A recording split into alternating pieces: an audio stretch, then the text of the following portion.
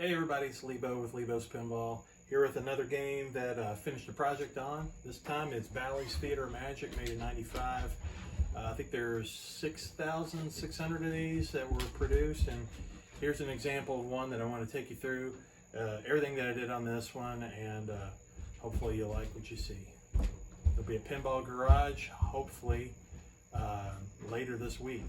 So here we go. A lot of times when I do these videos for game reviews, after I've put them together, I take you through, what I do to the circuits, what happened to the back box, and then I'll eventually get to the playfield. But we're going to jump straight to the fun part. So on this one, what's different about this? So I did the normal, tear everything down on the playfield, and put it all back and fixed parts, anything that was broken, either repaired it or replaced it. And then there's a few things that I did to kind of set it off. So let's just kind of start down here at the bottom. So a lot of times we'll put a trough light down here. This one got one. The slings, and it's not coming through real good in the video. It just usually is a problem with some of the reds and blues especially. But all the posts here, I think there was 10 or 11 of them. I've actually put red LEDs underneath the posts, so that helps light the posts up, and it actually looks really cool. I've got the blades that go along the side that helps kind of tie the whole artwork from the side of the game down into the playfield. Just gives it a little bit more look. Even got an additional decal that goes down the side here just to add a little bit more to it. Most of the lights throughout the game are either a cool white or a purple light, and this purple is just barely purple. It again, in the video you can't tell that much. Some things that come across a lot more blue, they're really not, but it just gives kind of like this little hint of a purplish to it. It helps with the eyes. I noticed I tried out with cool whites all throughout to begin with, and it was just a little harsh, and so several places I took the cool whites out. The ones that you could see, mostly like through here and around through there, ended up putting a purple in, and it gave it a nicer, really kind of a softer look to it. Some other things, spotlights. This is another trick I like to do, but I'm trying to get a little bit better with these. I've had some problems with bulbs getting knocked out and just not lasting really well. So I've got these a little higher up, and then I've started using these little clips here to help hold the bulbs in. So I put one there, and I got one on this other side, and in those cases, both those bulbs, I ended up using a warm white. It was an Opmax bulb from Comet, and the reason I went with that, I tried different colors, different whites and everything, and with this lady's face right here in the middle, by using those warm lights, even though everything else is kind of got this bluish look to it, it provides a really nice contrast, and you can see the artwork a lot better there in the middle of the playfield by doing that. There's an additional light that I added here, and then also without the actual I guess the housing, I just put a double light that's hidden behind that magnet, so you don't really see it, but the whole idea there is to really light up this trunk. Again, that's something that kind of can get dark, and you want to be able to see what you're shooting at, so that's what that was all about. Everything else, of course, I use a lot of color matching bulbs in the inserts to make them look a little more vivid. The pop bumpers went with Comet's pop bumper. The lights that not the ring lights, but their other pop bumper style lights. I put those in there. Again, it all turned out really well. So looking at the back box, I try to do a little bit, not too carried away, but just try to make it look a little less drab. Let me show you what I did here. Okay, with the back glass off, I can now point you to everything that I've got here in the back box as far as lights are concerned. So all the reds here in the middle, they're actually a clear 2 SMD red bulb. I've got one frosted purple here. I actually put this is a cyan, or yeah, it's not ice blue, I guess that's a cyan bulb. At the top, they are warm white clear lens bulbs, and then on the left side and the right side, it's a cool white, as well as the bottom.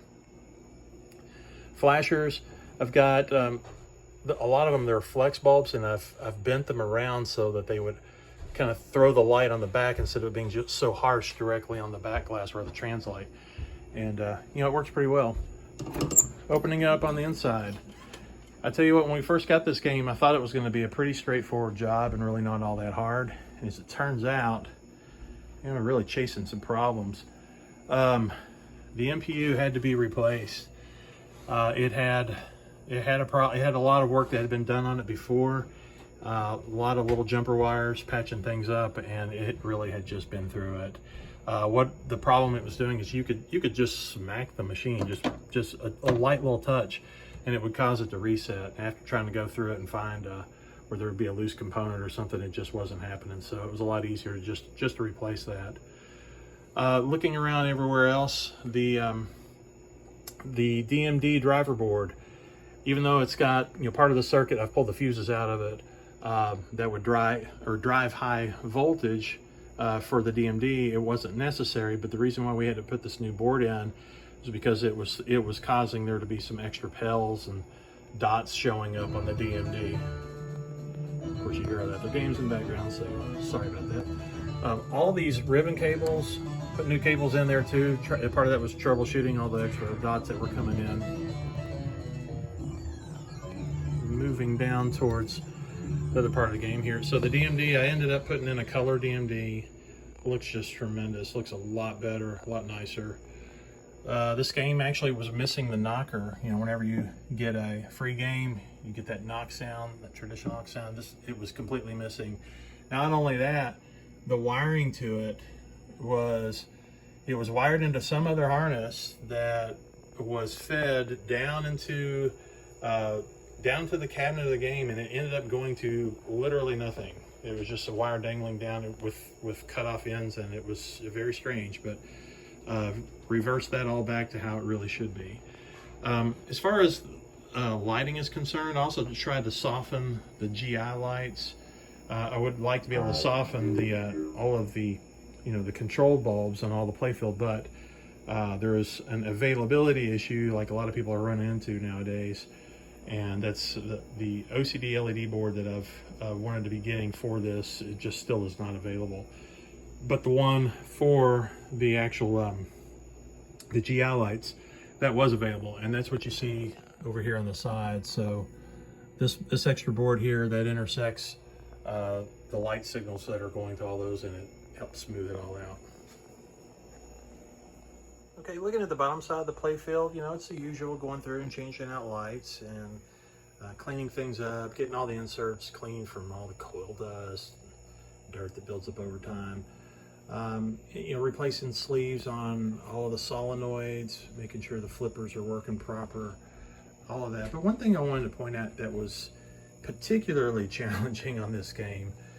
So what you're looking at right here, this whole mechanism is the motor that turns the trunk. So whenever you hit the trunk, which is detected by this one little board right here, when the ball smacks it, gets in that proximity, it knows it's there.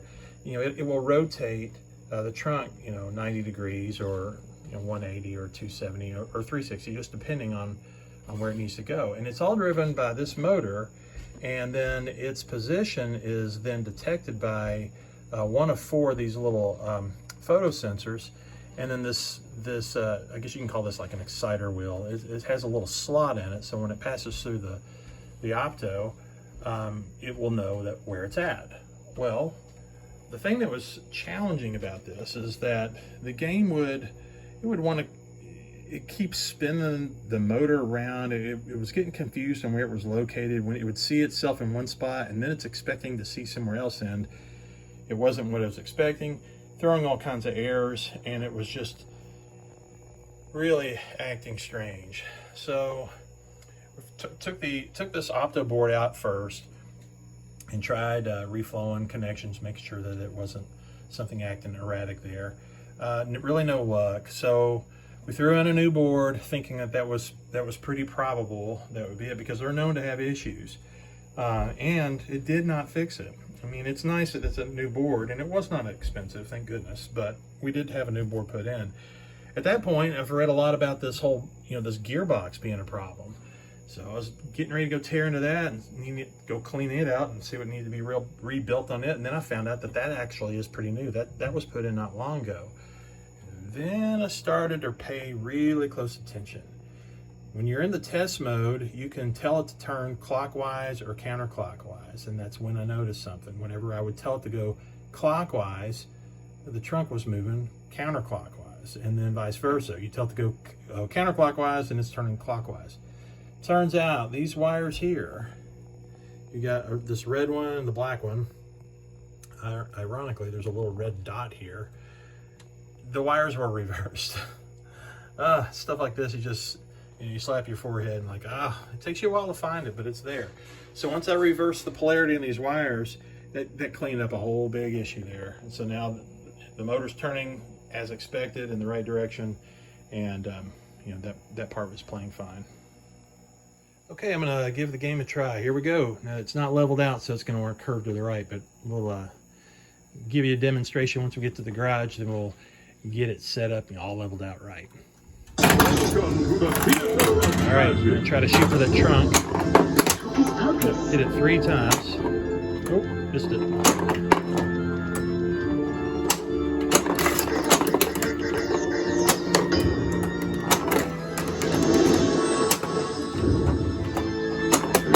There's 1. There's 2. Actually, I didn't count. There's 2. There's the 3rd time. So now we're starting spirit cards. So we can hit that. Oh, we got that. We can also hit the spirit cards right there. Oh.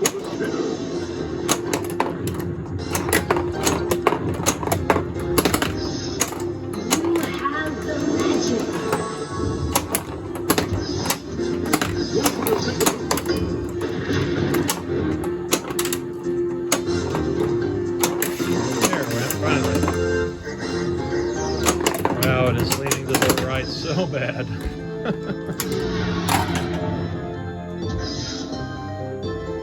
Anyways, that's it for today.